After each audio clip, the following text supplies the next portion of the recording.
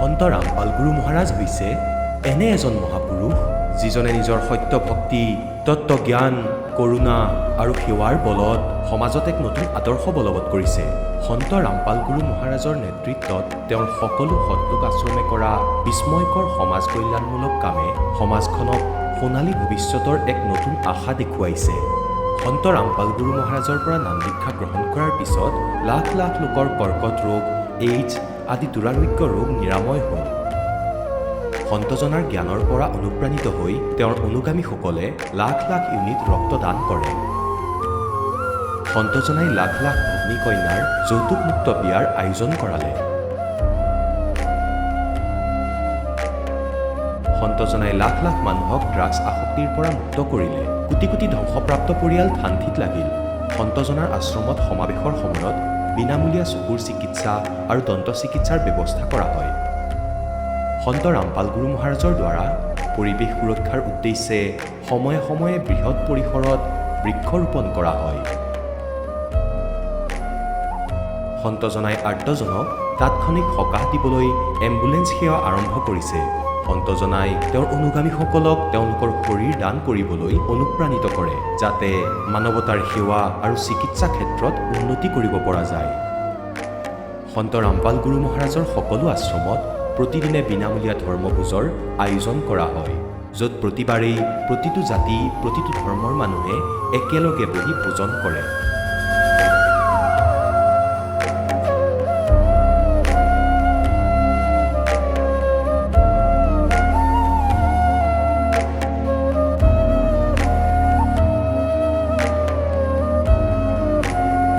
সন্ত ৰামপাল গুৰু মহাৰাজৰ অন্নপূৰ্ণা অভিযানে দৰিদ্ৰ আৰু অসহায় লোকসকলৰ জীৱনত এক নতুন শক্তি আৰু আশাৰ সঞ্চাৰ কৰিছে। ঘৰে ঘৰে খাদ্য সামগ্ৰী আৰু প্ৰয়োজনীয় সাহায্য প্ৰদান কৰি সন্ত ৰামপাল গুৰু মহাৰাজে মানুহক দুখ আৰু অসহায় অৱস্থাৰ সৈতে যুঁজিবলৈ শক্তি প্ৰদান কৰিছে।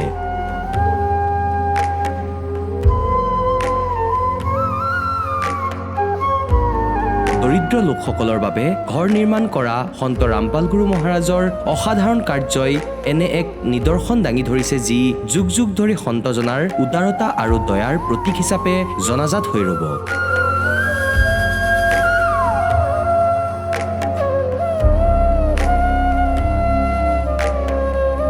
সন্ত ৰামপাল গুৰু মহাৰাজৰ আশ্ৰমত সহস্ৰাধিক বৃদ্ধ বৃদ্ধাই শ্ৰদ্ধা আৰু মৰমেৰে জীৱন যাপন কৰাৰ সুযোগ পায়। তেওঁলোকৰ থকা খোৱাৰ আৰু স্বাস্থ্যৰ সম্পূৰ্ণ দায়িত্ব সন্ত ৰামপাল গুৰু মহাৰাজে বহন কৰে।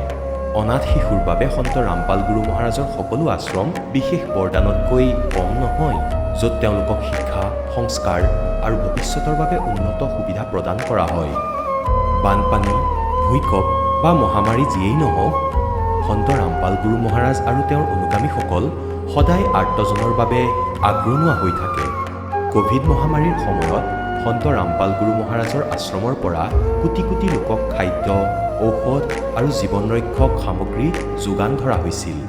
দুখীয়াক সকাহ কৰাই হওক বা যিকোনো শোষিত বা নিপীড়িত শ্ৰেণীৰ অধিকাৰ আৰু মৰ্যাদাৰ বাবে যুঁজ দিয়াই হওক, সন্ত ৰামপাল গুৰু মহাৰাজে সদায় তেওঁলোকৰ সকলো ন্যায্য দাবী চৰকাৰৰ ওচৰলৈ লৈ গৈছে আৰু তেওঁলোকক উপযুক্ত ন্যায় প্ৰদানৰ ক্ষেত্ৰত গুৰুত্বপূৰ্ণ ভূমিকা পালন কৰি আহিছে।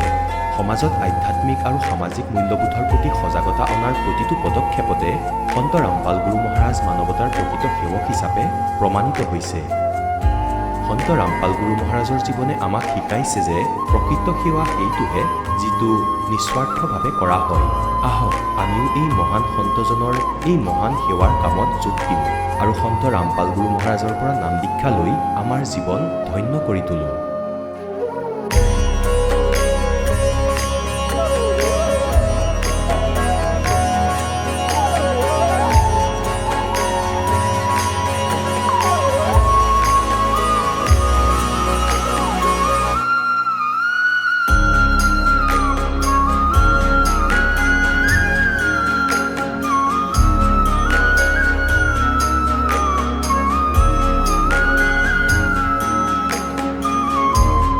আপোনালোকক পৰিয়ালৰ সৈতে সৎলোক আশ্ৰমলৈ আন্তৰিকতাৰে আমন্ত্ৰণ জনোৱা হ'ল।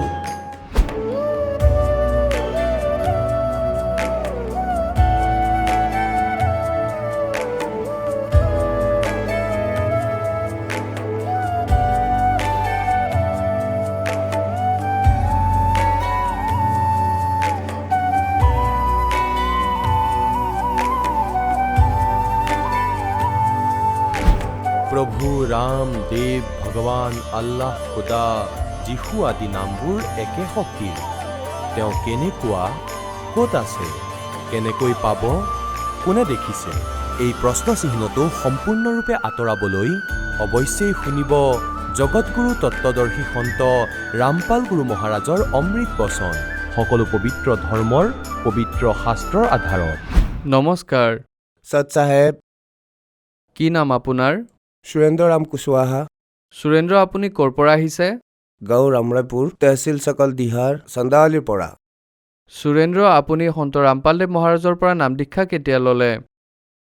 ছাৰ 4 এপ্ৰিল 2016। সুৰেন্দ্ৰ, আপুনি সন্ত ৰামপালদেৱ মহাৰাজৰ পৰা নাম দীক্ষা লোৱাৰ আগতে কি ভক্তি সাধনা কৰিছিল? জিন্নে চৰকাৰ নামৰ এজন আছে চন্দ্ৰৱলীত, তেওঁৰ তাতে মই নাম দীক্ষা লৈ থৈছিলোঁ। তেওঁৰ ভক্তিয়ে মই কৰিছিলোঁ।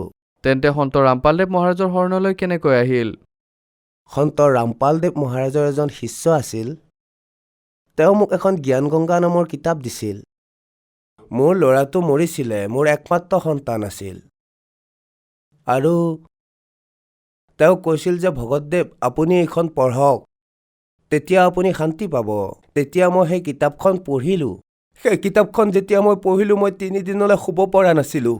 মই সেই কিতাপখনত পঢ়িলোঁ, মই যাক ভক্তি কৰিছিলোঁ, যি গুৰুৰ ওচৰত আছিলোঁ, তাত লিখা আছিল, গুৰু ব্ৰহ্মা, গুৰু বিষ্ণু, গুৰুদেৱ মহেশ্বৰা, গুৰু সাক্ষাৎ পৰম ব্ৰহ্ম, তস্মাই শ্ৰী গুৰুৱে নমঃ। এই কথাত মই হতাশ হ'লোঁ যে এওঁ পূৰ্ণ গুৰু নহয়। তাৰপিছত মই 4 এপ্ৰিল 2016ত সন্ত ৰামপালদেৱ মহাৰাজৰ পৰা নাম দীক্ষা গ্ৰহণ কৰিলোঁ। সুৰেন্দ্ৰ, আপুনি সন্ত ৰামপালদেৱ মহাৰাজৰ পৰা নাম দীক্ষা লোৱাৰ পিছত কি কি লাভ পালে? সন্ত ৰামপালদেৱ মহাৰাজৰ পৰা নাম দীক্ষা লোৱাৰ পিছত মই শাৰীৰিক সুখ পালোঁ, মানসিক আৰু আৰ্থিক স্থিতিও ভাল হ'ল। আৰু আটাইতকৈ ডাঙৰ লাভ, মোৰ ছোৱালীৰ ইউট্ৰেছত কেঞ্চাৰ হৈছিল। মই কেঞ্চাৰৰ চিকিৎসা চন্দাৱলীৰ চৰকাৰী হস্পিটেলত কৰালোঁ আৰু তাত এক্সৰে আৰু সকলো ৰিপৰ্ট মই ল'লোঁ। তেতিয়া ডক্তৰে ক'লে যে বিনা অপাৰেশ্যনত সুস্থ নহ'ব, অপাৰেশ্যন কৰাবই লাগিব।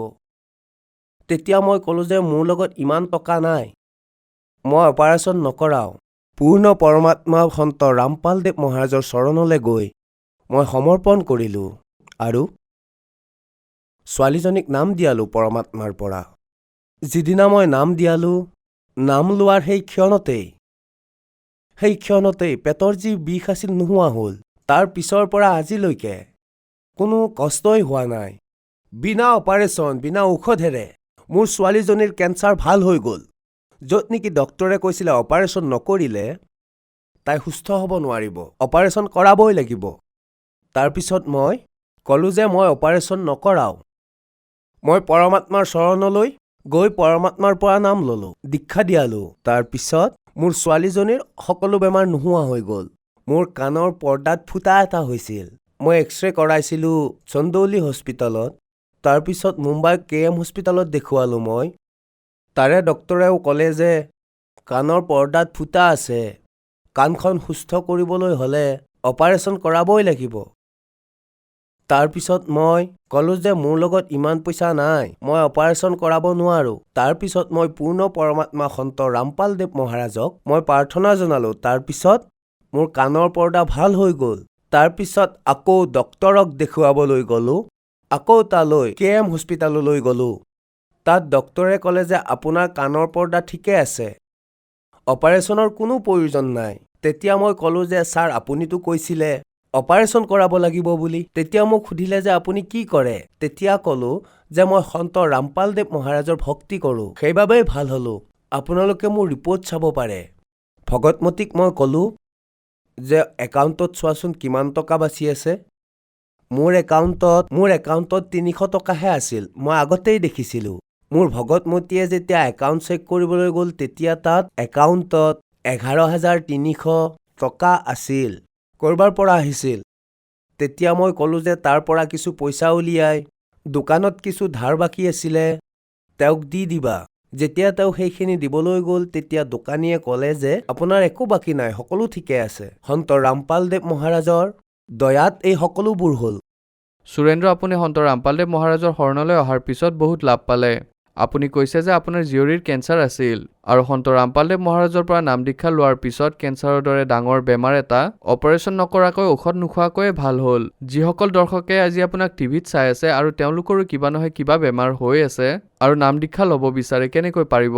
সন্ত ৰামপালদেৱ মহাৰাজৰ সৎসংগ আহে, আপোনালোকে সৎসংগ শুনক। আৰু সৎসংগ দি থকাৰ সময়ত তলত এটা শাৰী আহি থাকে, তাত বহুকেইটা ফোন নম্বৰ আছে। সেই নম্বৰত ফোন কৰি কথা পাতিব পাৰে। আৰু প্ৰতিখন জিলাত নামদান কেন্দ্ৰ আছে, পৰমাত্মাই খুলি থৈছে। যি ভগত আত্মাই নাম দীক্ষা ল'ব বিচাৰে তেওঁ নামদান কেন্দ্ৰলৈ গৈ নাম দীক্ষা ল'ব পাৰে। ধন্যবাদ ছাৰ। সৎ চাহেব। এতিয়া জগতগুৰু তত্ত্বদৰ্শী সন্ত ৰামপাল গুৰু মহাৰাজৰ সৎসংগৰ মাধ্যমেৰে সেই অদ্বিতীয় আধ্যাত্মিক জ্ঞানৰ বিষয়ে জানি লওঁ, যাৰ মাধ্যমেৰে আপোনালোকেও প্ৰাপ্ত কৰিব পাৰিব এনেকুৱা আধ্যাত্মিক, মানসিক আৰু ভৌতিক সুখ যি এতিয়ালৈকে কেৱল আপোনালোকে মীৰাবাই, ধ্ৰুৱ, প্ৰহ্লাদ আদি কেইজনমান ভক্তৰ জীৱন কথাতহে শুনিছে। এতিয়া শুনক তত্ত্বদৰ্শী সন্তৰ সৈতে শাস্ত্ৰ অনুকূল ভক্তি সৎসংগ, এনেকুৱা অদ্বিতীয় আধ্যাত্মিক জ্ঞান যাৰ প্ৰমাণ আছে সকলো ধৰ্মৰ সকলো পবিত্ৰ শাস্ত্ৰত। আপোনালোক সকলো পুণ্যাত্মাই সৎসংগ শুনিবলৈ আজি উপস্থিত হৈছে। যি প্ৰাণীৰ বহুত বেছি পুণ্য উদয় হয় তেওঁলোকে মানৱ শৰীৰ প্ৰাপ্ত কৰে, আৰু যি মানৱ শৰীৰ প্ৰাপ্ত প্ৰাণীৰ সৎসংগ প্ৰাপ্ত হয় তেওঁলোক বহুত শুভ সংস্কাৰী হংস হয়। সৎসংগলৈ আহিলে প্ৰাণীৰ জ্ঞান হয় যে আপোনালোক ক'ত আছে, আপোনালোকৰ জীয়াই থকাৰ উদ্দেশ্য কি, মানৱ শৰীৰ কিহৰ বাবে প্ৰাপ্ত হৈছে। আজি আপোনালোকে মানৱ শৰীৰ পাইছে আৰু আপোনালোকে কিমান সুবিধাও পাইছে। আন পশু পক্ষীবোৰক দেখিছে চাগে, সিহঁতক ধ্যান দিয়া নাই যে ইহঁত কিয় ইমান দুখত আছে। গৰম আৰু ঠাণ্ডা, বৰষুণ আৰু নিয়ৰ পৰে, ইহঁতে সমগ্ৰ জীৱন এনেকৈয়ে প্ৰাকৃতিক বিপদবোৰ সহি সহি মৰি যায়। আপোনালোকে ভাবিছে চাগে ইহঁত এনেকৈয়ে থাকিব আৰু আমি মনুষ্য সদায় মনুষ্যই হৈ থাকিম। এনেকুৱা নহয়। ইহঁতো কেতিয়াবা মানুহ আছিল, ইহঁতো কেতিয়াবা মনুষ্য আছিল, আৰু ইহঁতে তত্ত্বদৰ্শী সন্ত সৎগুৰু লগ পোৱা নাই। ইহঁতেও এনেকৈ অমূল্য মনুষ্য জীৱন ব্যৰ্থ কৰি পেলাইছিল, যেনেকৈ আমি সৎগুৰু প্ৰাপ্ত কৰাৰ আগতে কৰি আছিলো। গতিকে আপোনালোকৰ এই সৌভাগ্য যে আপোনালোকে এই জ্ঞান পালে, সঁচা ভগৱান পালে, আৰু যি নাম এতিয়ালৈকে বহুত গুপ্ত কৰি ৰাখিছিল সেই সত্য নাম আপোনালোকে পালে। এতিয়া পৰমাত্মাই একো বাকী এৰা নাই আপোনালোকৰ ওপৰত দয়া কৰিবলৈ।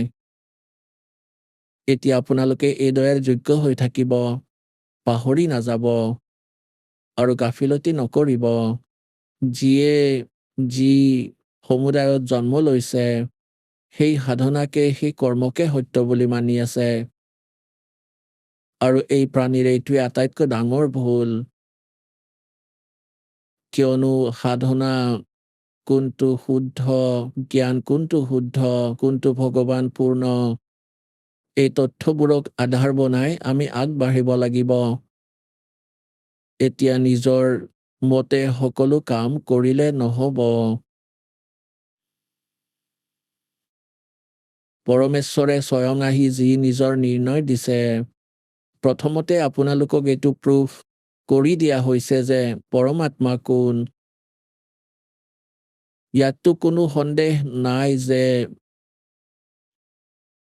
হু ইজ গড, কোন হয় পৰমাত্মা। কবিৰ ইজ গড। হু কবিৰ, কোন কবিৰ? हम सुल्तानी नानक तारे दादू को उपदेश दिया जात जुलाहा भेद न पाया वो काशी महे कबीर हुआ। अनंत कोटि ब्रह्मांड का एक रति नहीं भारे सतगुरु पुरुष कबीर हैं ये कुल के सिरजनहार। এইটো কৈ দিলে সেই মহাপুৰুষসকলে যিসকলক পৰমাত্মাই পাইছিলে যে যিজন কাশীত শিপিনী তাঁতীৰ ৰূপত আছিলে যাক আমি কবিৰ বুলি মাতিছিলো তেওঁ পূৰ্ণ পৰমাত্মা। তেওঁ অনন্ত কোটি ব্ৰহ্মাণ্ডৰ ৰচয়িতা সকলোৰে পালক আৰু তেওঁ আমাৰ সকলোৰে পিতৃ। नानक साहेब देवे कय हाई सूरत मुलुक की वेश ए ठगवाड़ा ठगी देश खराचियाना बोता भर ये धारणिक रूप रहा करता। এয়া 24 নম্বৰ পৃষ্ঠাত গুৰু গ্ৰন্থ চাহেবত লিখা আছে অংকিত। তাৰপিছত গুৰু গ্ৰন্থ চাহেবৰ 761 নম্বৰ পৃষ্ঠাত লিখা আছে আন্দুল্লাহ नीच जात परदेसी मेरा खिल आवे तिन जावे और जाकी संगत नानक रेंदा चुप कर मोंडा पावे। তাৰপিছত 721 নম্বৰ পৃষ্ঠাত লিখা আছে গুৰু গ্ৰন্থ চাহেবৰ एक अर्ज गुफ्तम पेश तोदर कौन करतार हक्का कबीर करीम तू बेऐब परदिगार। তাৰপিছত অন্য মহাপুৰুষে যাক পৰমাত্মাই পাইছিলে তেওঁলোকেও কৈছে দাদু চাহেব দেৱে কয় जिन मुझको निज नाम दिया सोई सतगुर हमार दादू दूसरा कोई नहीं ये कबीर सिरजनहार। আৰু যিমানবোৰ মহাপুৰুষ হৈছিলে সকলোৱে পৰমাত্মা কবিৰ দেৱকেই পৰমাত্মা বুলি কৈছে। আমাৰ বেদেও পৰমাত্মা কবিৰদেৱ বুলি কয়, কবিৰ চাহেব বুলি কয় আৰু কুৰাণ শ্বৰীফত তেওঁক আল্লাহু আকবৰ বুলি কৈছে। আল্লাহ কবিৰ, কবিৰদেৱ, কবিৰ ভগৱান, কবিৰ চাহেব। গতিকে কোৱাৰ ভাৱ এইটো যে সেই কবিৰ ইজ গড। আৰু গীতাৰ অধ্যায় নম্বৰ 4 শ্লোক নম্বৰ 32 আৰু 34 স্পষ্ট কৰিছে যে সেই পৰমাত্মা সচিদানন্দ ঘন ব্ৰহ্মই নিজৰ মুখ কমলেৰে যথাৰ্থ জ্ঞান কয়, উচ্চাৰণ কৰে। সেই সচিদানন্দ ঘন ব্ৰহ্মৰ বাণীক তত্ত্বজ্ঞান বুলি কোৱা হয়। ইয়াত ধাৰ্মিক অনুষ্ঠানৰ তথ্য বিস্তাৰিতভাৱে কৈছে। সেই তত্ত্বজ্ঞান তুমি তত্ত্বদৰ্শী সন্তৰ ওচৰলৈ গৈ বুজা, গীতাৰ জ্ঞানদাতাই কৈছে। আৰু সেই তত্ত্বদৰ্শী সন্তই তোমাক সেই তত্ত্বজ্ঞান আৰু সেই পৰমাত্মাৰ জ্ঞান আৰু তত্ত্বজ্ঞানৰ উপদেশ কৰিব। গতিকে কোৱাৰ ভাৱ এইটো যে যি আমাৰ সদগ্ৰন্থ আছে পবিত্ৰ বেদ, পবিত্ৰ শ্ৰীমদ ভাগৱত গীতা, সেয়া গড গিভেন স্পিৰিচুৱেল নলেজ। আৰু ইয়াত এইটো ইনকমপ্লিট। পৰমাত্মাই 5খন বেদ দিছিলে। এই জ্যোতি নিৰঞ্জন ব্ৰহ্ম ই এখন পঞ্চম বেদখন নষ্ট কৰি দিলে, আমালৈ আহিব নিদিলে, লুকাই থলে। তাকে পূৰ্ণ কৰিবলৈ স্বয়ং পৰমেশ্বৰ আহে। গতিকে পুণ্যাত্মাসকল পৰমাত্মাক বুজি পাবলৈ আমি সদগ্ৰন্থবোৰক আধাৰ বুলি মানিব লাগিব। গতিকে এই সদগ্ৰন্থই এইটো কৈছে পৰমাত্মাৰ তথ্য তত্ত্বদৰ্শী সন্তই কয়। আৰু সেই তত্ত্বদৰ্শী সন্তৰ সেই জ্ঞান আছে যি স্বয়ং ভগৱানে আহি কয়, সেয়া সূক্ষ্ম বেদ তত্ত্বজ্ঞান। গতিকে সেই জ্ঞানতটো এইটো প্ৰমাণিত হৈছে, সেই জ্ঞানৰ আধাৰত দাসে এইটো সিদ্ধ কৰিছে যে পৰমাত্মা কেনেকুৱা, ক'ত থাকে, তেওঁ কি কৰে আৰু সেয়া কেনেকৈ প্ৰাপ্ত হয়।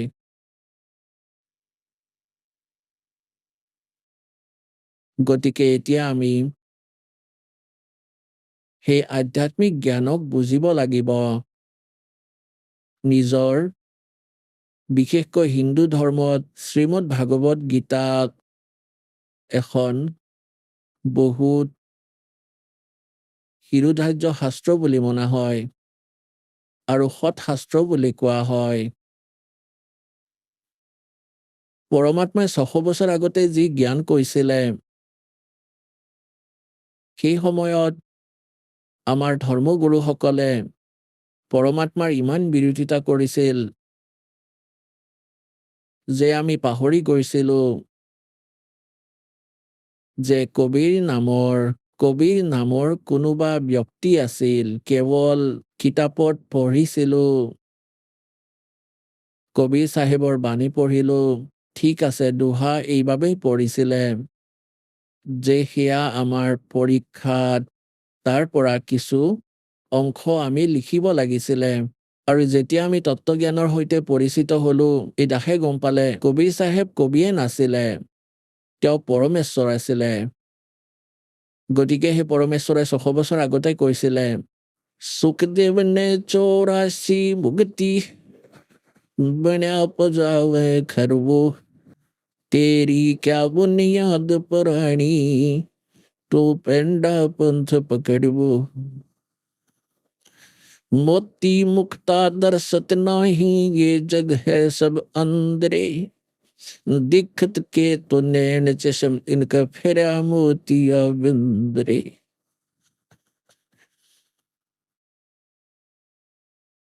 পৰমাত্মাই কৈছিলে যে যাক তুমি বিদ্বান বুলি মানা, পণ্ডিতসকলক, মণ্ডলেশ্বৰসকলক, মহৰ্ষিসকলক, তেওঁলোকে কখও নাজানে, আধ্যাত্মিক মাৰ্গৰ কখও নাজানে। যিমানবোৰ আচাৰ্য, শংকৰাচাৰ্য, মণ্ডলেশ্বৰ, যিসকল আপোনালোকৰ গুৰু, এনেকৈ মুছলমানসকলক কয় যে এই মোল্লা কাজী আৰু যিমানবোৰ পীৰ, এওঁলোক নিজৰ কোৰাণ শ্বৰীফৰ সৈতেই পৰিচিত নহয়।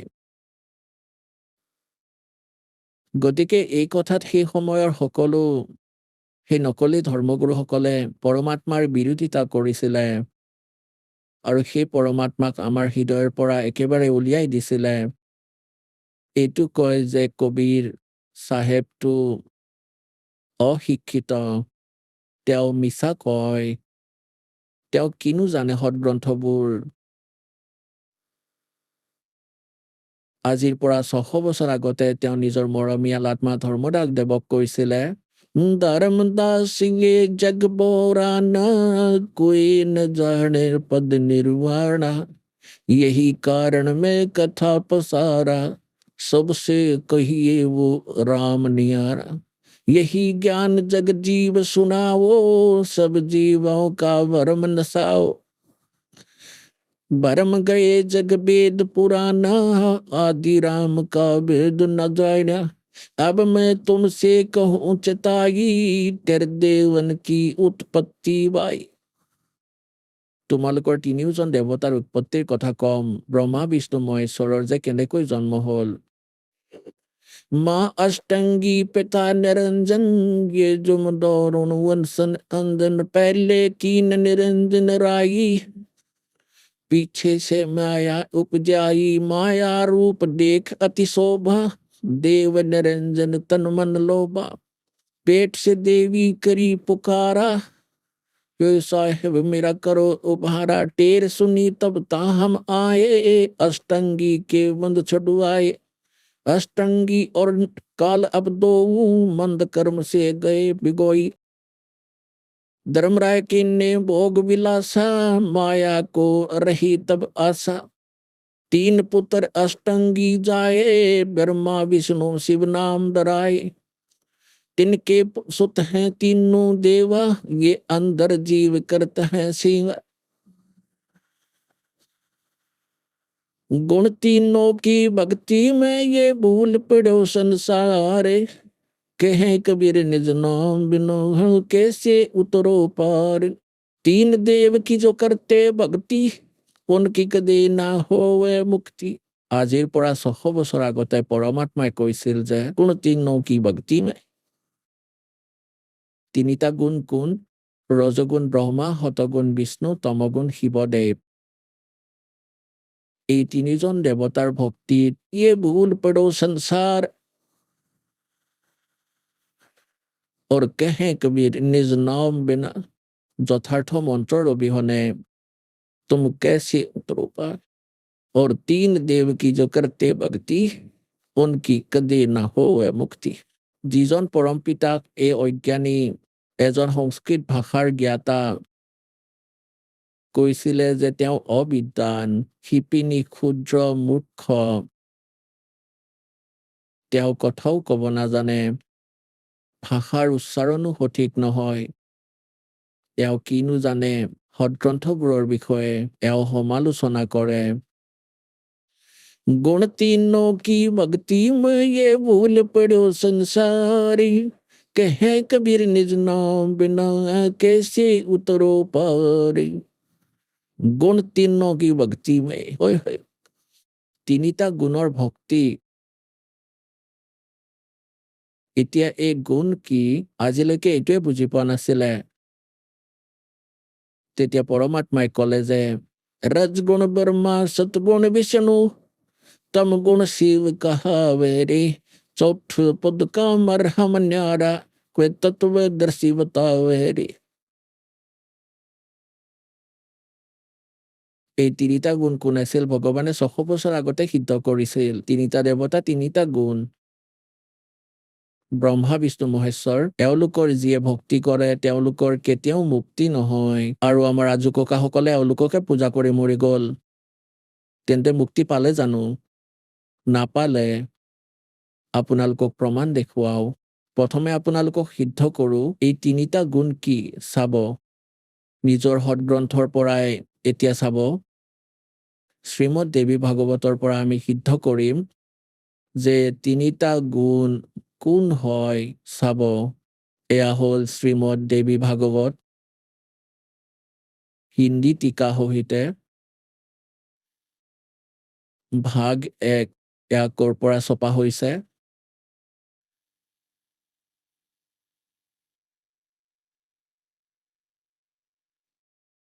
श्री अथ देवी भागवतम सभाष्टिकम सहमातम,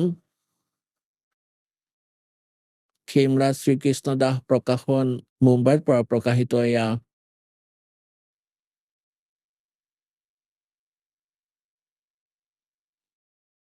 ইয়াৰে তৃতীয় স্কন্ধলৈ লৈ যাওঁ আপোনালোকক। এয়া হ'ল अथ श्रीमद देवी भागवते भाषा टीका युक्ते तृतीय स्कंध प्रारंभते। ইয়াৰে 11 নম্বৰ পৃষ্ঠালৈ লৈ যাওঁ। এয়া 11 নম্বৰ পৃষ্ঠা আৰু 5ম অধ্যায়ৰ আমি 8 নম্বৰ মন্ত্ৰ পঢ়িম। হে মাতৃ, যদি আপুনি আমাৰ ওপৰত সদায় দয়াযুক্ত, তেন্তে মোক তমগুণ প্ৰধান কি প্ৰকাৰে বনালা? শংকৰ ভগৱানে কৈ আছে। আৰু ব্ৰহ্মা ৰজগুণ আৰু হৰি শতগুণ যুক্ত কৰিলে, কিয় কৰিলে? তাৰপিছত কি কৈছে আমি সংস্কৃত চাম। यदि दया धर्मना नेसदा अम्बिके, আপুনি সদায় আমাৰ ওপৰত দয়াযুক্ত হয় বুলি কয় যে তোমালোকক মই বহুত ভাল পাওঁ, প্ৰথম এহেম বিহিতাছে, তেন্তে মোক কিয় বনালা তমগুণা, তমগুণ? আৰু কমল জয়, কমলৰ পৰা উৎপন্ন হোৱা ব্ৰহ্মাদেৱক ৰজগুণ সম্ভৱ, ৰজগুণ কিয় বনালা? আৰু সুবিতা কিয়মো সতগুণো হৰি, আৰু বিষ্ণুক আপুনি শতগুণ কিয় বনালে? ইতি সিদ্ধাম ৰজগুণ ব্ৰহ্মা শতগুণ বিষ্ণু তমগুণ শিৱদেৱ। এতিয়া আৰু এখন পুৰাণৰ পৰা সিদ্ধ কৰোঁ ব্ৰহ্মা বিষ্ণু মহেশ্বৰৰ বিষয়ে চাব। মাৰ্কেণ্ড পুৰাণ, সচিত্ৰ মোটা টাইপ, কেৱল হিন্দী,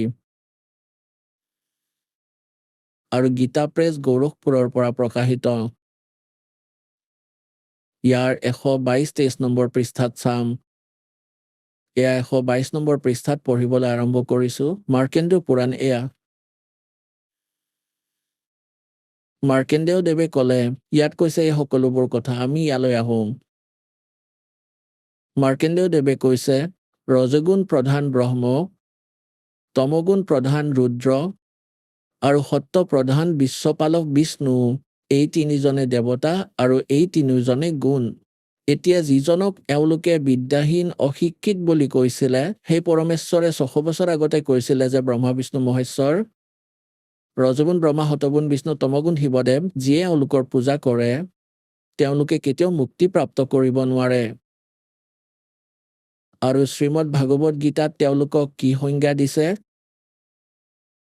এই ত্ৰিগুণময়ী মায়া ৰজগুণ ব্ৰহ্মা শতগুণ বিষ্ণু তমগুণ শিৱদেৱৰ যিয়ে পূজা কৰে, যাৰ বুদ্ধি এওঁলোকতেই সীমিত, এওঁলোকৰ বাহিৰে তেওঁলোকে আন কাৰোৱে কথা শুনিব নিবিচাৰে, ৰাক্ষস স্বভাৱ ধাৰণ কৰা মনুষ্যত নীচ, দূষিত কৰ্ম কৰা মূৰ্খ, 4টা গালি একেলগেই দিছে।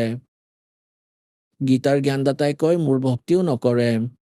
গীতাৰ জ্ঞানদাতা কোন হয়? এয়া ব্ৰহ্ম হয়, ক্ষৰ পুৰুষ, 21 ব্ৰহ্মাণ্ডৰ স্বামী ব্ৰহ্মা বিষ্ণু মহেশ্বৰৰ পিতৃ, যিয়ে শ্ৰীকৃষ্ণত প্ৰৱেশ কৰি শ্ৰীমদ ভাগৱত গীতাৰ জ্ঞান ক'লে। আহক পঢ়ো নিজৰে সদগ্ৰন্থবোৰ, যাক আমি সদায় পঢ়িছিলো। আমি পঢ়িছিলোহে, বুজা নাছিলো। আমি মানিছিলো যে এয়া পঢ়িলেই আমাৰ মুক্তি হ'ব, নহয়। শ্ৰীমদ ভাগৱত গীতাত যি লিখা আছে সেইবোৰ কৰিলেহে মুক্তি লাভ কৰিবা, না কেৱল পঢ়া মাত্ৰেই। পঢ়িলেই জ্ঞান হয়, কিন্তু পঢ়িও আমাৰ সেই জ্ঞান নহল। কিমান দিন বছৰ বাগৰি গৈছে। গুরু বিন কাহু ন পায়া জ্ঞান, जो थोथा बुस छड़े मूड किसान, गुरु बिन वेद पढ़े जो प्राणी, समझे न सारे रहे अज्ञानी। গতিকে আমি পঢ়িছিলো এই সদগ্ৰন্থবোৰ, কিন্তু জ্ঞান হোৱা নাছিল। আজি আমি পঢ়িম এই পবিত্ৰ সদগ্ৰন্থবোৰ। পৰমাত্মাৰ তত্ত্বজ্ঞানৰ পোহৰত আমি এটা এটা আখৰ বুজি পাম। আহক এতিয়া 7ম অধ্যায় পঢ়ো। চাব, শ্ৰীমদ ভাগৱত গীতা,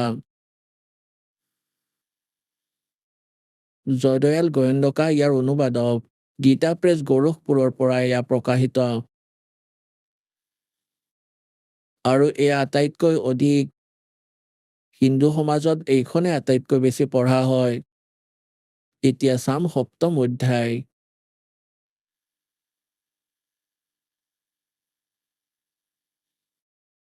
এয়া আৰম্ভ হ'ল। অথ 7ম অধ্যায়, শ্ৰীমদ ভাগৱত গীতা। এতিয়া গীতাৰ জ্ঞানদাতাই কৈছে, হে পাৰ্থ, হে অৰ্জুন, অনন্য প্ৰেমেৰে মোৰ আসক্ত চিত্ত তথা অনন্য ভাৱেৰে মোৰ পৰায়ণ হৈ যোগত লাগি থকা তুমি যি প্ৰকাৰে সমগ্ৰ সম্পূৰ্ণ বিভূতি বল ঐশ্বৰ্য আদি গুণেৰে যুক্ত সকলোৰে আত্মৰূপ মোক সংশয় ৰহিত বুলি জানিব, তাক শুনা। এতিয়া কি কৈছে? গীতাৰ জ্ঞানদাতাই কৈছে যে এতিয়া যি জ্ঞান শুনাব গৈ আছো, এয়া জনাৰ পিছত তোমাৰ কোনো আশংকাই নাথাকিব মই কি হয়। আগলৈ চাব, 2য় শ্লোকত কৈছে, 7ম অধ্যায় 3য় মন্ত্ৰ, মই তোমাৰ বাবে এই বিজ্ঞান সহিত তত্ত্বজ্ঞানৰ, এই জ্ঞানক, তত্ত্বজ্ঞান নহয় জ্ঞানক সম্পূৰ্ণৰূপে বুলি কম, যাক জনাৰ পিছত সংসাৰত আৰু একো জনাৰ যোগ্য বাকী নাথাকে। এতিয়া গীতাৰ জ্ঞানদাতাই কি কৈ আছে? এনেকুৱা জ্ঞান শুনাম, ইয়াৰ পিছত কোনো কথা জনাৰ আৱশ্যকতা নাথাকিব। তাৰ পিছত চাব, ইয়াত কি কৈছে? 3য় মন্ত্ৰত, 1000জন মানুহৰ মাজত কোনো এজনহে সিদ্ধ মানে পৰমাত্মাক প্ৰাপ্ত কৰিবৰ বাবে প্ৰযত্ন কৰে। আৰু প্ৰযত্ন কৰা সকলৰ ভিতৰত, সকল সিদ্ধানাম সাধকৰ ভিতৰতো কোনো এজনে মোৰ পৰায়ণ হৈ মোক তত্ত্বৰে বেতি মানে জানে, তত্ত্বৰে জানে। ইয়াত কি কৈছে? পৰমাত্মাৰ প্ৰাপ্তিৰ বাবে 1000ৰ মাজত কোনোবাই ভক্তি কৰিব বিচাৰে, পৰমাত্মাৰ বাবে প্ৰযত্ন কৰি আছে। তাৰে মাজৰ কোনো এজন দুজনেহে মোৰ ওচৰ গৈ পায়, তলৰ দেৱী দেৱতাবোৰ মাজতে সীমিত হৈ থাকে। আগলৈ চাব, তাৰপিছত কি কৈছে? 4ৰ্থ আৰু 5মৰ অনুবাদ একেলগেই আছে। পৃথিৱী, জল, অগ্নি, বায়ু আৰু আকাশ, মন, বুদ্ধি আৰু অহংকাৰ, এই প্ৰকাৰে এয়া 8 প্ৰকাৰে বিভাজিত মোৰ প্ৰকৃতি। এই 8 প্ৰকাৰে ভেদ থকাটো অপৰা মোৰ জড় প্ৰকৃতি আৰু সেই মহাবাহু ইয়াতকৈ বেলেগ, যাৰ পৰা এই সম্পূৰ্ণ জগত ধাৰণ কৰা হয়, মোৰ জীৱৰূপা চেতন প্ৰকৃতি বুলি জানা। ইয়াত দুটা সিদ্ধ হ'ল, দুটা প্ৰকৃতি আছে। এটাটো এওঁলোকে ক'লেই 5টা তত্ত্ব আৰু মন, বুদ্ধি আৰু অহংকাৰ, এই 8টা প্ৰকাৰে বনা প্ৰকৃতি। আৰু দ্বিতীয়তে কৈছে এই যে চেতন প্ৰকৃতি, সেয়া দুৰ্গা। দুৰ্গা এতিয়া চাওক, এইটো সিদ্ধ হৈ আছে যে দুৰ্গাকো প্ৰকৃতি বুলি কোৱা হয়। আৰু আপোনালোককো বহুবাৰ এই সৎগ্ৰন্থত প্ৰমাণিত কৰিছোঁ, যেনেকৈ শ্ৰীদেৱী ভাগৱত সচিত্ৰ মোটা টাইপ গীতা প্ৰেছ গোৰখপুৰৰ পৰা প্ৰকাশিতত 3য় স্কন্ধত 123 নম্বৰ পৃষ্ঠাত বিষ্ণুৱে কৈছে নিজৰ মাতৃৰ বিষয়ে। এতিয়া পুণ্যাত্মাসকল সকলো কনচেপ্ট লগতে ক্লিয়াৰ কৰিব লাগিব, কিয়নো বহুত শ্ৰোতা প্ৰথমবাৰ আহে, তেওঁলোকে এই জ্ঞান ধ্যানেৰে শুনিব নোৱাৰে আৰু অলপ আগতে শুনি সেই পুণ্যাত্মা শীঘ্ৰে প্ৰেৰিত হয়, তেওঁলোক আহে। গতিকে তেওঁলোকে ইয়াত বহি শুনাৰ সুযোগ পায় 3 ঘণ্টা, 2 ঘণ্টা ৰাতিপুৱা, 2 ঘণ্টা গধূলি। গতিকে সেইবাবে ইয়াত এক বিশেষ বিস্তাৰিতভাৱে এই জ্ঞান শুনোৱা হয়। এয়া শ্ৰীমদ দেৱী ভাগৱত চাব। আহক আমি এতিয়া সেই শ্ৰদ্ধালুসকলৰ অনুভৱবোৰ জানো, যিসকলে জগতগুৰু তত্ত্বদৰ্শী সন্ত ৰামপাল গুৰু মহাৰাজৰ পৰা দীক্ষা প্ৰাপ্ত কৰিছে তথা তেওঁ কোৱা ভক্তি মাৰ্গ এওঁলোকে অৱলম্বন কৰি আছে। নমস্কাৰ দৰ্শকসকল, আজি আপোনালোকক অসম ৰাজ্যৰ যোৰহাট জিলা তিতাবৰৰ এনে এজন ব্যক্তি ৰাজেন হৰিজনৰ বিষয়ে ক'বলৈ গৈছোঁ, যিজনে জীৱনত কোনোদিনেই আধ্যাত্মিকতাক বিশেষভাৱে গুৰুত্ব দিয়া নাছিল। কিন্তু ভাতৃৰ দুৱাৰোগ্য ৰোগৰ পৰা পৰিত্ৰাণ পাবৰ বাবেই সন্ত ৰামপাল গুৰু মহাৰাজৰ ওচৰত নাম দীক্ষা গ্ৰহণ কৰিছিল।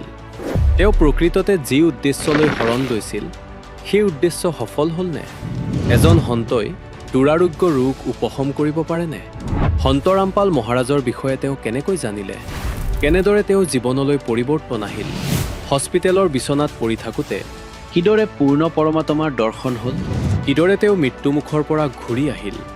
এই সকলোবোৰ কথা শুনক তেখেতৰ মুখেৰেই। নমস্কাৰ ছাৰ। নমস্কাৰ, ছাৰ, কি নাম আপোনাৰ? মোৰ নাম ৰাজেন হৰিজন। আপুনি ক'ৰ পৰা আহিছে ছাৰ? মই অসম যোৰহাট ডিষ্ট্ৰিক্ট তিতাবৰৰ পৰা আহিছোঁ। আপুনি সন্ত ৰামপাল গুৰু মহাৰাজৰ পৰা নাম দীক্ষা কেতিয়া লৈছিল? মই তত্ত্বদৰ্শী সন্ত ৰামপালজী গুৰু মহাৰাজৰ পৰা প্ৰথম নাম দীক্ষা পাইছিলোঁ মে' মাহৰ 24 তাৰিখে 2020 চনত। তেখেতৰ পৰা নাম দীক্ষা লোৱাৰ আগতে আপুনি কেনেধৰণৰ ভক্তি সাধনা কৰিছিল? সঁচা কথা ক'বলৈ গ'লে মই আগতে আধ্যাত্মিক দিশৰ প্ৰতি মোৰ একো ধাউতি নাছিলে, ৰুচি নাছিলে। যেতিয়া কিবা বিপদত পৰোঁ, ভগৱানক স্মৰণ কৰিবলৈ হ'লে কৃষ্ণ প্ৰভু নাৰায়ণ হৰি হে বুলি কৈ মানে মোৰ সীমান্ততে ক্ষান্ত হওঁ। বিশেষ মই ভক্তি কৰা নাছিলোঁ। তেন্তে আপুনি সন্ত ৰামপাল গুৰু মহাৰাজৰ শৰণলৈ কেনেকৈ আহিল? সন্ত ৰামপালজী গুৰু মহাৰাজৰ চৰণত অহাৰ এটা বহুত ডাঙৰ কথা আছে। মোৰ ঘৰত মোৰ বৰ ডেকাৰ মানে বহুত ডাঙৰ বেমাৰ এটা হৈছিলে, আপোনাৰ কিডনী মানে আপোনাৰ ডায়েলিচিছ পেচেণ্ট আছিলে। তেখেতৰ মানে ধৰক এই গুৰুজীৰ মহাৰাজৰ মানে মই আগতে কেইবাবাৰো মংগল প্ৰবচন শুনিছোঁ, মানে ছ'চিয়েল মিডিয়াত পাইছিলোঁ। পাওঁতে মানে তেখেতৰ বিষয়ে যেতিয়া মই স্ক্ৰীণত যিটো নাম্বাৰ আহি থাকে, নাম্বাৰত ফোন লগালোঁ। ফোন লগোৱাৰ লগে লগে সেই নাম্বাৰটো মানে হাৰিয়ানাত গৈ লাগিলে। হাৰিয়ানাত তাৰমানে হিন্দীত কথা পাতিলে। তাৰপৰা মোক সুধিলে আপুনি ক'ৰ পৰা কৈছে, কি কথা। মই ডিটেইলছ ক'লোঁ, যোৰহাট তিতাবৰ এনেকৈ অসমৰ পৰা কৈছোঁ। তাৰপৰা মোক আকৌ যোৰহাট ডিষ্ট্ৰিক্টৰ নামদান চেণ্টাৰৰ নাম্বাৰ দিলে।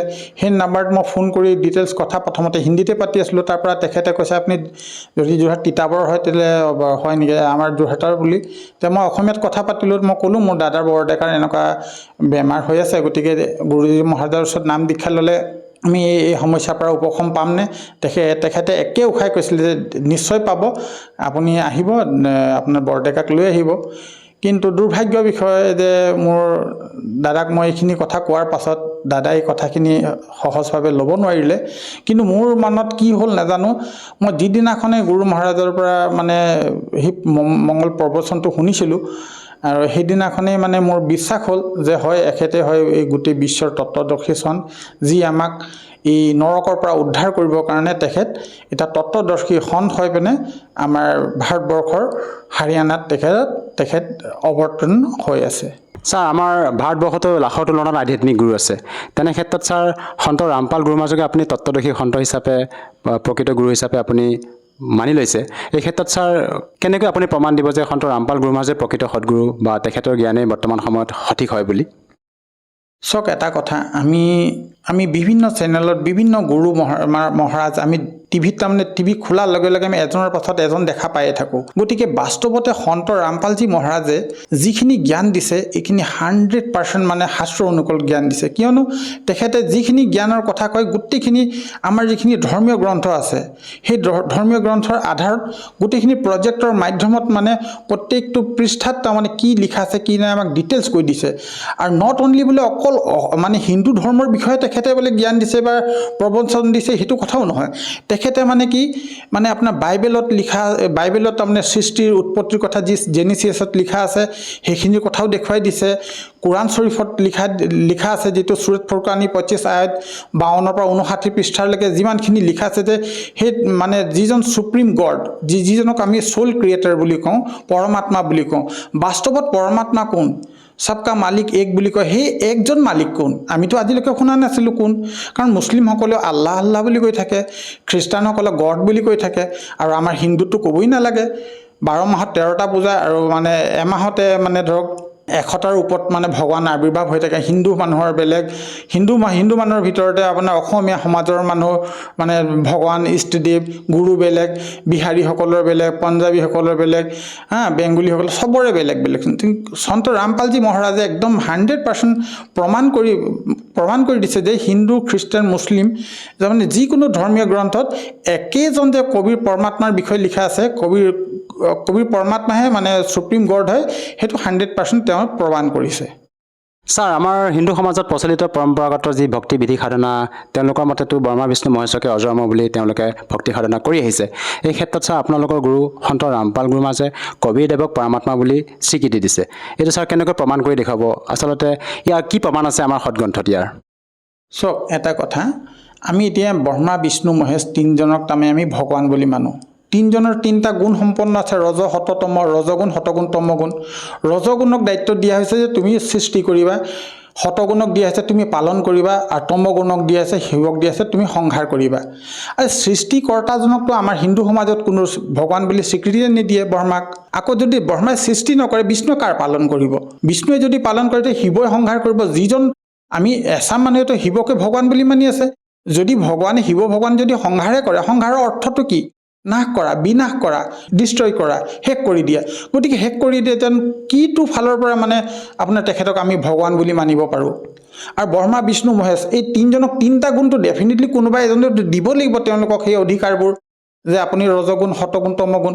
তো 100% এটা কথা স্পষ্ট হয় যে ব্ৰহ্মা বিষ্ণু মহেশ এই 3জন সুপ্ৰিম গড নহয়। তেওঁলোকে এটা ক্ষেত্ৰ এটা বৰ্গৰ তেওঁলোকে ভগৱান হ'ব পাৰে। যিদৰে এখন ডিষ্ট্ৰিক্টৰ এজন মানে DC থাকে, DC হ'ল প্ৰশাসনিক বিষয়াৰ মানে ভগৱান, পুলিচ প্ৰশাসন বিষয়াৰ যেনেকৈ যিদৰে ধৰক SP বুলি ক'ব পাৰি, বাটালিয়ন বিভাগৰ যেনেকৈ কামাণ্ডেণ্ট হয়, কামাণ্ডেণ্ট SP আৰু আপোনাৰ DC, 3জনৰ ৰেংক কিন্তু সমপৰ্যায়, কিন্তু 3জনৰ ক্ষেত্ৰত 3জনৰ মানে ডিপাৰ্টমেণ্ট বেলেগ বেলেগ। ঠিক সেইদৰে ব্ৰহ্মা বিষ্ণু মহেশো এটা ক্ষেত্ৰৰ তেওঁলোকৰ 3টা ৰাজধানী, তেওঁলোকৰ 3টা মানে ৰাজধানী বুলিয়ে ক'ব লাগিব। তেওঁলোকে ব্ৰহ্মা লোকত ব্ৰহ্মা থাকে, বিষ্ণু লোকত বিষ্ণু থাকে, শিৱ লোকত শিৱ থাকে।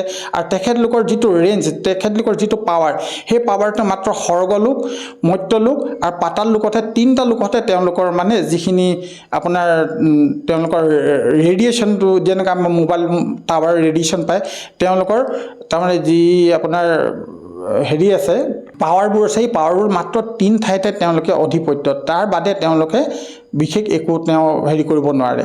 ছাৰ আমি যেতিয়া আপোনালোকৰ সন্ত ৰামপাল গুৰু মহাৰাজৰ ভক্তসকলৰ যেতিয়া অনুভৱ আমি প্ৰত্যক্ষ কৰোঁ টিভি স্ক্ৰীণত, তেওঁলোকে নিজৰ মত ব্যক্ত কৰে যে তেওঁলোকে কয় যে সন্ত ৰামপাল গুৰু মহাৰাজৰ পৰা নাম দীক্ষা লোৱাৰ পিছতে বিভিন্ন প্ৰকাৰে লাভ পায়। এই ক্ষেত্ৰত ছাৰ আপোনাৰ পৰা জানিব বিচাৰিম, আপুনি সন্ত ৰামপাল গুৰু মহাৰাজৰ পৰা দীক্ষা লোৱাৰ পিছত কেনেধৰণে লাভ পাইছে ছাৰ? খুব ভাল প্ৰশ্ন সুধিলে আপুনি। সঁচা কথা ক'বলৈ গ'লে মই যেতিয়া আপোনাৰ এই ইণ্টাৰভিউবোৰ চাইছিলোঁ, তেতিয়া মোৰ মনত তাৰমানে প্ৰশ্ন কিছুমান আহিছিলে যে বাস্তৱতে ইণ্টাৰভিউটো সঁচা হয় জানো, ইয়াৰ অন্তৰালত কিবা খেল থাকিব পাৰেনে, টকা পইচাৰ কথা থাকিব পাৰেনে, টকা পইচা দি পিনে মানুহক মানে গুৰুজনাৰ বিষয়ে মানে পাব্লিচিটিৰ কাৰণে এনেকুৱা ধৰণৰ কথা ক'বলৈ শিকাই দিয়ে নেকি? সঁচা কথা কৈছোঁ, একেবাৰে অন্তৰৰ পৰা কৈছোঁ, মোৰ মনত মানে এই দাখৰ মানে এনেকুৱা ভাৱ আহিছিলে। কিন্তু এতিয়া গম পাইছোঁ বাস্তৱতে সেইটো সঁচা কথাই কৈছিলে যিকেইজনে কৈছিলে, কাৰণ মোৰ লগত সেইটো 100% মই প্ৰমাণ পাইছোঁ।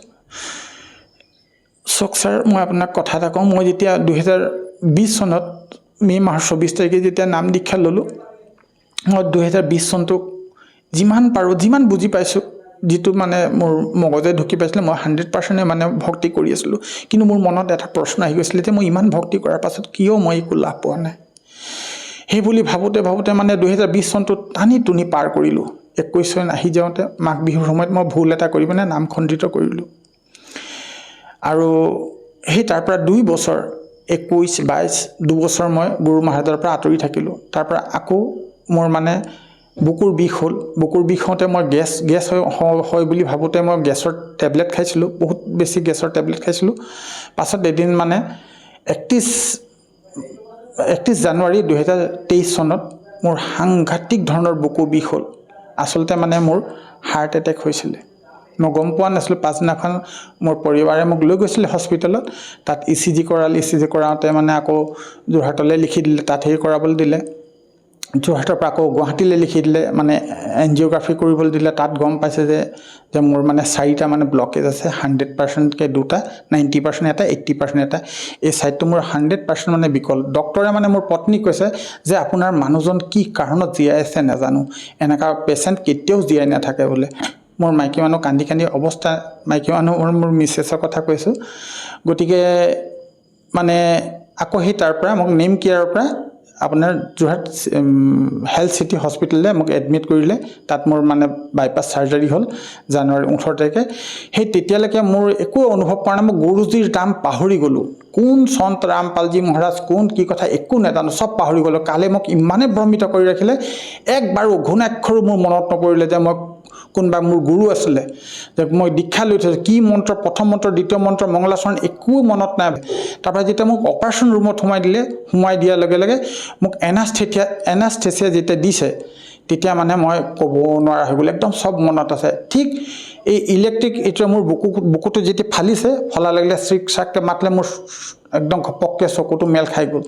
মেল খোৱাৰ লগে লগে তেওঁলোকে কৈছে, আকৌ দিয়া এনাস্থেচিয়া। মই তেতিয়া গম পাইছোঁ যে মোৰ কিবা এটা হেৰি কৰি আছে বুলি। তাৰপৰা আকৌ মই ক'ব নোৱাৰা হৈ গ'লোঁ। তাৰপিছত যেতিয়া মোৰ অপাৰেশ্যন হৈ গ'ল, অপাৰেশ্যন হৈ যোৱাৰ পাছত তাৰমানে মোৰ এতিয়া মানে এনেকুৱা হৈছে যে আমাৰ যে 5টা ইন্দ্ৰিয় থাকে, ইন্দ্ৰিয়বোৰ ক্ৰমান্বয়ে এটা বিকল্প হৈ যায়। চকুৰে নেদেখা হয়, কাণেৰে নুশুনা হয়, ছালত একো অনুভৱ নহয়, মুখেৰে মাতিব নোৱাৰা হয়। সেনেকুৱাখিনি মোৰ ভাবিছে। খালি কাণৰ পৰা মই ভাবিছোঁ মোৰ এটা ইন্দ্ৰিয় অকল কাম কৰি আছে, তাৰমানে মই শুনা পাই আছোঁ। তাৰপাছত তাৰমানে এনেকুৱা হ'ল যে মই বাস্তৱতে বিশ্বাস কৰে নকৰে নাজানো, যিসকল ভকত আছে, সেই ভকতসকলেতো 100% বিশ্বাস কৰিব, জগতৰ মানুহ কিন্তু বিশ্বাস নকৰে। কাৰণ জগতে এইখিনিৰ লগত মুখামুখি হোৱা নাই। মই সেই সময়ত বাস্তৱতে মোৰ মৃত্যু হৈছিলে, মানে মোক আগজাননী দিছে যে মোৰ মৃত্যু হৈছে বুলি। আৰু মই ক্ৰমান্বয়ে মানে লাহে লাহে গোটেইখিনি মানে মোৰ ইন্দ্ৰিয়বোৰ বিকল হ'বলৈ ধৰিছে। মই গম পাইছোঁ যে মই এতিয়া যাম। খালি সেই মুহূৰ্তত মোৰ এই পৃথিৱীৰ এক টোপাল পানী খাবলৈ খুব ইচ্ছা কৰিছিলে।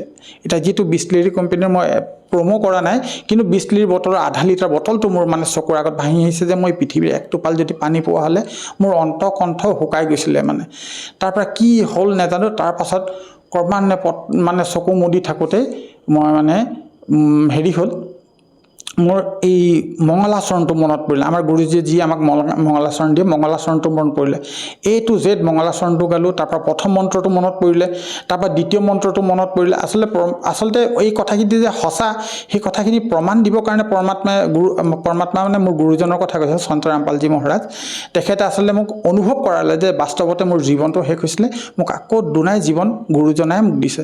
তাৰপৰা যেতিয়া মানে মই প্ৰথম মন্ত্ৰ, দ্বিতীয় মন্ত্ৰ, সতনাম স্মৰণ কৰিব ধৰিলোঁ, তাৰপাছত মই ক্ৰমান্বয়ে হুঁচলৈ আহিলোঁ। হুঁচলৈ মানে মোৰ একচুৱেলি আপোনাৰ ভেণ্টিলেশ্যনত আছিলোঁ মই তেতিয়া। আপুনি বিভিন্ন বেলেগজনক সুধিব পাৰে, ভেণ্টিলেশ্যন থকা অৱস্থাত কোনো কথা মানুহৰ মনত নাথাকে। তেওঁ প্ৰায় মানে মৃতপ্ৰায় নিচিনাই হৈ থাকে। কিন্তু মোৰ সেই সময়ত তাৰমানে মনত মানে গোটেইখিনি কথা মনত পৰি আছিলে গুৰুজীৰ কথা গোটেইখিনি বাণীখিনি তাৰ পৰা মই মানে এটাই মাত্ৰ বাক্য ক'লোঁ হে পৰমাত্মা মইতো লাচাৰ মই এতিয়া একো কৰিব নোৱাৰোঁ আপুনি যদি পৰমাত্মা হয় আপুনি যদি স্বয়ং পৰমাত্মা মোক মানে আপুনি উদ্ধাৰ কৰক আপুনি বিশ্বাস কৰক মই জগত আৰু ভকত সকলোৰে আগতে প্ৰাৰ্থনা কৰি কৈছোঁ যি কৈছোঁ 100% সঁচা কথা কৈ আছোঁ সেই মুহূৰ্তত পৰমাত্মা মানে মই চকু মুদি আছোঁ যদি পৰমাত্মাক মোক দৰ্শন হোৱা নিচিনা হ'ল তো লগালগ মানে মোৰ চকুটো এনেকুৱা মেল খাই গ'ল ওপৰত বগা লাইট যে থাকে আপোনাৰ সেই লাইটটো দেখা পালোঁ লাহে লাহে চকুকেইটা এনেকৈ মেলি চাই পিনে দেখিছোঁ যে মই জীৱিত হ'লোঁ সেই তেতিয়াহে মোৰ অকণমান মানে হুঁচটো আহিছে আৰু ছাৰ তেখেতৰ পৰা নাম দীক্ষা লৈ আপুনি যি ধৰণে এতিয়া মত ব্যক্ত কৰিছে আমাৰ দৰ্শকৰ সন্মুখত ভাবিব লগা কথা আচৰিত কথা আচলতে সন্ত ৰামপাল গুৰুমাই যে আপোনালোকক এনেকুৱা কি ভক্তি বিধি মন্ত্ৰ প্ৰদান কৰে যাৰ দ্বাৰা নেকি আপুনি মৃত্যুৰ কাষৰ পৰা আপুনি বাচি আহিবলৈ সক্ষম হৈছে খুব ভাল প্ৰশ্ন চাওক এটা কথা আমি বাস্তৱতে যিখিনি আমাৰ আধ্যাত্মিক জ্ঞান আছে আমাৰ সকলো মানে জগতৰ কথা কৈছোঁ কাৰণ আমি লোকবেদ আৰু দন্ত কথাৰ আধাৰত আমি সেইখিনি মানি আছোঁ আমি বাস্তৱতে গীতাত কি লিখা আছে পুৰাণত কি লিখা আছে 4খন বেদত কি লিখা আছে আমি কিন্তু পঢ়ি চোৱা নাই সেই বেদত স্পষ্টকৈ লিখা আছে যে কবীৰদেৱ পৰমাত্মাই মানুহৰ যিকোনো পাপ কৰ্ম তেওঁক নাশ কৰিব পাৰে তেওঁক মানে যদি তেখেতৰ শৰণলৈ আহি তেওঁলোকে যদি মানে নাম দীক্ষা লয় তত্ত্বদৰ্শী সন্তৰ ওচৰত তেতিয়া মানে তেখেতৰ মানে কি আয়ুসো বঢ়াই দিব পাৰে গতিকে আমি এতিয়া মানে ধৰক পৰমাত্মাৰ শৰণত অহাৰ পাছত তেখেতৰ পৰা নাম দীক্ষা গুৰুজনৰ পৰা নাম দীক্ষা লোৱাৰ পাছত আমি সেই স্মৰণ কৰা যিখিনি ভক্তি আছে যিখিনি মূল মন্ত্ৰ আছে সেই মন্ত্ৰকেইটা ইমানেই পাৱাৰফুল কাৰণ গীতাত স্পষ্টকৈ লিখা আছে ওম তৎসৎ 3টা মন্ত্ৰৰে আমি মুক্তি পাব পাৰোঁ আৰু যিজনে মুক্তি দিব পাৰে সেইজন পৃথিৱীৰ একমাত্ৰ এই গোটেই 21 ব্ৰহ্মাণ্ডত এজনে আছে তত্ত্বদৰ্শী সন্ত ৰামপালজী মহাৰাজ তেখেত পূৰণ ব্ৰহ্মৰ অৱতাৰ হয় আৰু তেখেতৰ মানে মন্ত্ৰত ইমানেই শক্তি আছে সেই শক্তিৰ বলত মানে মৃত্যুৰ মুখৰ পৰাও আকৌ ঘূৰি আহিব পাৰে এইটো মোৰ ক্ষেত্ৰত মানে মই প্ৰমাণ পাইছোঁ বাকী ৰাইজে বিশ্বাস কৰে নকৰে সেইটো ৰাইজৰ কথা ছাৰ বৰ্তমান সমাজত আমাৰ এটা ভ্ৰান্ত ধাৰণা প্ৰচলিত হৈ আছে যে মানৱ সমাজত যে গুৰু ধাৰণ নকৰাকৈ ভক্তি কৰিব পাৰি গুৰু ধাৰণ কৰাৰ প্ৰয়োজন কি আধুনিকতা এই যুগত এনেধৰণৰ মানে কিছু কথা জনসমাজত প্ৰচলিত পৰম্পৰাগত ভক্তি সাধনা হিচাপে বহুতে কয় এই ক্ষেত্ৰত ছাৰ আপুনি এজন শিক্ষিত ব্যক্তি হিচাপে কি ক'ব বিচাৰে প্ৰকৃততে ভক্তি মাৰ্গত গুৰু ধাৰণ কৰাৰ কিবা প্ৰয়োজন আছেনে চাওক এটা কথা যিদৰে মই কথা এটা কওঁ বাৰু যিদৰে এগৰাকী মহিলা এজন পুৰুষ দুইজনৰ মিলনতে এটা সন্তানৰ সৃষ্টি হয় কাৰণ আমি এজন সন্তান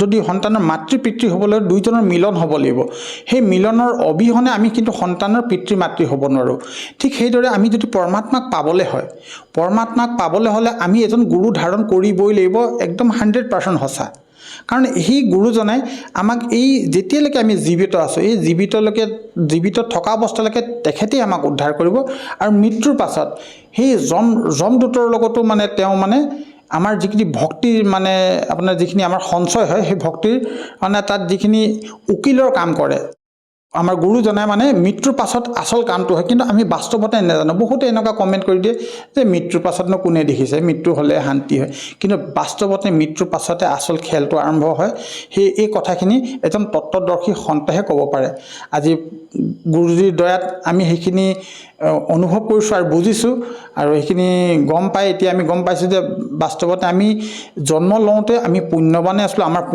আমাৰ পুণ্যৰ যিটো টোপোলা আমাৰ একদম মানে কাৰণ 84 লাখ যোনিৰ ভিতৰত আটাইতকৈ শ্ৰেষ্ঠতম যোনি হৈছে মনুষ্যজনী কাৰণ আমি পুণ্য কৰাৰ আধাৰত আমি মনুষ্যজনীটো পাইছোঁ সেইকাৰণে আমাৰ ওচৰত বহুত পুণ্য ফল আছিলে কিন্তু সেই পুণ্য ফলটো আমি ক্ৰমান্বয়ে এই 21 ব্ৰহ্মাণ্ডত এই পৃথিৱীৰ লোকত কালৰ লোকত আমি লাহে লাহে নাশ কৰি আমি একদম লাওলোৱা ভিক্ষাৰী হৈ পিনে পাছত আমি মৃত্যুবৰণ কৰোঁ এই মৃত্যুবৰণ কৰাৰ পাছত আমাৰ ওচৰত আকৌ এই 84 লাখ যোনিৰ যোৱাৰ বাদে আৰু বিকল্প একো নাথাকে ছাৰ আমাৰ ভাৰতবৰ্ষত লাখৰ তুলনাত আধ্যাত্মিক গুৰু আছে তেনে ক্ষেত্ৰত আমি এজন প্ৰকৃত সৎগুৰুক কেনেকৈ নিৰ্ণয় কৰি উলিয়াম আপোনাৰ চাওক আমি গীতাখনটো আমি প্ৰায় হিন্দুসকল মানুহসকলৰ ঘৰত গীতাখন থাকে গীতাত মানে 15 অধ্যায় 1ৰ পৰা 4 শ্লোকত একদম স্পষ্ট কৰি থৈছে যে এই গোটেই সংসাৰখন এজোপা মানে বৃক্ষৰ লগত তুলনা কৰিছে গীতা জ্ঞানদাতাই কৈছে যে গোটেই সংসাৰখন এখন বৃক্ষৰ লগত তুলনা কৰিছে, যাৰ শিপাটো আছে, শিপাটো ওপৰ ফালে আছে, তাৰ পৰা যিজোপা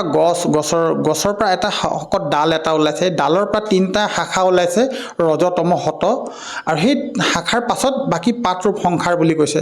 আৰু এই গোটেই ছিষ্টেমটোক যিজনে মানে ডিফাইন কৰি দিব পাৰে, আমাক ক্লিয়াৰকৈ বুজাই দিব পাৰে যে এই গছজোপাৰ শিপাত কোন আছে, মূল গছজোপা কোন, ডাল কোন, আৰু শাখা 3টা কোন, আৰু পাতৰূপী সংসাৰটো কি, যিজনে মানে ডিফাইন কৰি দিব পাৰে, আমাক মানে বুজাই দিব পাৰে, তেওঁহে তত্ত্বদৰ্শী সন্ত হয়।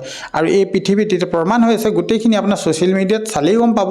এইখিনি মই কোৱাৰ কাৰণে আপুনি বিশ্বাস নকৰিব, আপুনি যিকোনো ছ'চিয়েল মিডিয়াত সন্ত ৰামপালজী মহাৰাজৰ আপুনি নামটো চাৰ্চ কৰি চালেই তেখেতে মানে গোটেই কথাখিনি স্পষ্ট কৰিছে যে তেখেতে মানে এই পৃথিৱীৰ একমাত্ৰ তত্ত্বদৰ্শী সন্ত হয়। ছাৰ, আপুনি আৰু অন্য কিবা লাভ পাইছেনে সন্ত ৰামপাল গুৰু মহাৰাজৰ পৰা নাম দীক্ষা লোৱাৰ পিছত? চাওক, লাভ বুলি ক'লে মানে আটাইতকৈ ডাঙৰ কথা হৈছে কি, আমি নিজৰ আত্মজ্ঞানটো পালোঁ, আত্মজ্ঞানৰ লগত আমি পৰমাত্মাৰ জ্ঞানটো পালোঁ যে বাস্তৱতে পৰমাত্মা হয় কোন। আৰু তাৰ লগতে আমাৰ যিখিনি ধৰক আমি দেখিছোঁ এই শৰীৰটোৱে শেষ নহয়, শৰীৰৰ ভিতৰত আৰু এটা সূক্ষ্ম শৰীৰ আছে, আৰু আমাৰ গুৰুজনাই সেই সূক্ষ্ম শৰীৰটোৰ লগত তাৰমানে গোটেই আধ্যাত্মিক জ্ঞানেৰে মানে আমি পৰিপক্ক কৰি আমাক পবিত্ৰ কৰে। যেতিয়া আমাৰ অন্তৰ আত্মাটো মানে সূক্ষ্ম শৰীৰটো যেতিয়া নিষ্পাপ হৈ যাব, আমি কেতিয়াও বাহিৰৰ পৰা আমি একো পাপ ভুল একো অসৎ কৰ্ম কৰিবই নোৱাৰোঁ। আৰু সৎলোকত যাবলৈ হ'লে আমি নিষ্পাপ হ'ব লাগিব, আমি ঋণমুক্ত হ'ব লাগিব, আমি কাৰো প্ৰতি একো হিংসা দ্বেষ মানে ৰাখিব নালাগিব। আৰু যিহেতু আমাৰ গুৰুজনাই আমাক তাৰমানে এটা কথা কৈছে যে চাওক, আজি এই পৃথিৱীত যিমানজন মানে ধৰ্মীয় গুৰু আছে বা ডক্তৰ আছে, সেই ডক্তৰসকলে বা গুৰুসকলে কি কৰে, যেতিয়া আমি কিবা এটা পাৰ্টিকুলাৰ বেমাৰত ভুগোঁ, সেই বেমাৰটোৰ ওপৰত ট্ৰিটমেণ্ট কৰে।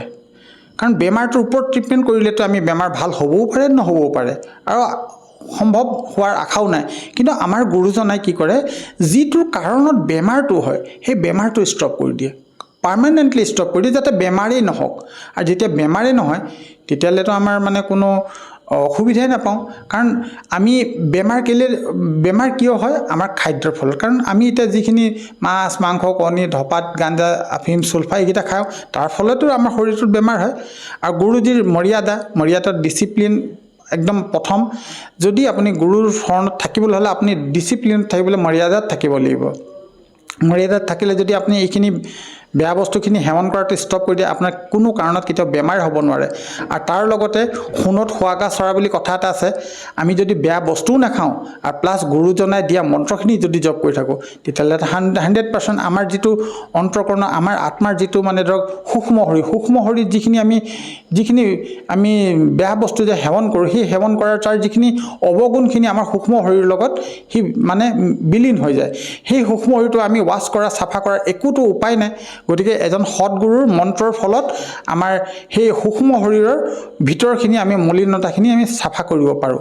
আৰু যেতিয়া আমি অন্তৰৰ পৰা মানে সূক্ষ্ম শৰীৰৰ পৰা আমাৰ আত্মাটোৱে যেতিয়া চাফা হৈ যায়, তেতিয়াহে আমি পৰমাত্মাক লাভ কৰিব পাৰোঁ আৰু আমি সৎলোক যাব পৰা অধিকাৰী হওঁ। ছাৰ, আপুনি বহুখিনি তথ্য দাঙি ধৰিলে, আৰু যিসকল দৰ্শকে আপোনাক টিভি স্ক্ৰীণত প্ৰত্যক্ষ কৰি আছে, আপুনি সন্ত ৰামপাল গুৰু মহাৰাজৰ পৰা নাম দীক্ষা লোৱাৰ পিছতে বিভিন্ন প্ৰকাৰে লাভ পালে, সেইসকল দৰ্শকক আপুনি কি বাৰ্তা দিব খোজে, যিসকলে বিভিন্ন ৰোগত আক্ৰান্ত হৈ মৃত্যুৰ সৈতে যুঁজি আছে, তেওঁলোকে যাতে সন্ত ৰামপাল গুৰু মহাৰাজৰ পৰা নাম দীক্ষা লৈ উপকৃত হ'ব পাৰে? চাওক, বাৰ্তা দিব পৰাটো মই হোৱাই নাই, কাৰণ বাৰ্তাটো আমাৰ গুৰুজনাই দিয়ে, সন্ত ৰামপালজী মহাৰাজ। আমিতো দাস হয়, আমি কুকুৰ হয়, আমি প্ৰাৰ্থনা কৰি অনুৰোধ কৰি আমি জাষ্ট ক'বহে পাৰোঁ যে আপোনালোকে তত্ত্বদৰ্শী সন্ত ৰামপালজী মহাৰাজৰ প্ৰবচনবোৰ শুনক। আজিকালি ছ'চিয়েল মিডিয়াত বহুত ধৰণৰ মানে ছ'চিয়েল মিডিয়া আছে, যিকোনো ছ'চিয়েল মিডিয়াত সন্ত ৰামপালজী মহাৰাজ বুলি আপুনি চাৰ্চ কৰি দিয়াৰ লগে লগে আপুনি ডিটেইলছ মানে সৎসংগবোৰ পাই যোৱাৰ লগে লগে আপুনি তাত মানে ধৰক যিকোনো সৎসংগৰ তলত হালধীয়া এটা পট্টি চলি থাকে, তাত এটা নাম্বাৰো ডিছপ্লে হৈ থাকে, বিভিন্ন ধৰণৰ নাম্বাৰ থাকে। আপুনি সেই নাম্বাৰ যদি ফোন কৰাৰ লগে লগে সেই তাৰ পৰা আপুনি কৈ দিব যে আপুনি কোনখন জিলাৰ কোনখন ষ্টেটৰ পৰা কৈছে, আপোনাক একদম ওচৰৰ নামদান চেণ্টাৰৰ মানে আপোনাক এড্ৰেছ দি দিব, আৰু আপুনি মানে তেখেতৰ লগত যোগাযোগ কৰি পিনে আপুনি দীক্ষা লৈ নিজৰ আপোনাৰ কল্যাণ কৰাব পাৰিব। ছাৰ নাম দীক্ষা লওঁতে তাত কিবা টকা পইচা লোৱা হয় নেকি সন্ত ৰামপাল গুৰু মহাৰাজৰ সতলোক আশ্ৰমত? নাই একেবাৰে মিছা কথা, একেবাৰে মিছা কথা। এটা 1 টকা এটা খৰচ নহয়। বৰঞ্চ নাম দীক্ষা লোৱাৰ সময়ত আমাক গুৰু মহাৰাজৰ এখন ফটো দিয়া হয় আৰু আপোনাৰ অমৃত জল দিয়া হয়, প্ৰসাদ দিয়া হয় আৰু মানে ধৰক আমাক এনেকুৱা ভক্তিবোধ বুলি এখন কিতাপ দিয়া হয়, তাত মানে সূক্ষ্ম বেদৰ বাণীৰ গোটেইখিনি মংগল প্ৰবচনবোৰ থাকে। ইয়াত 1 টকাৰ খেল নাই, 100% কৈছোঁ 1 টকাৰো খেল নাই। ধন্যবাদ থাকিল ছাৰ। ধন্যবাদ।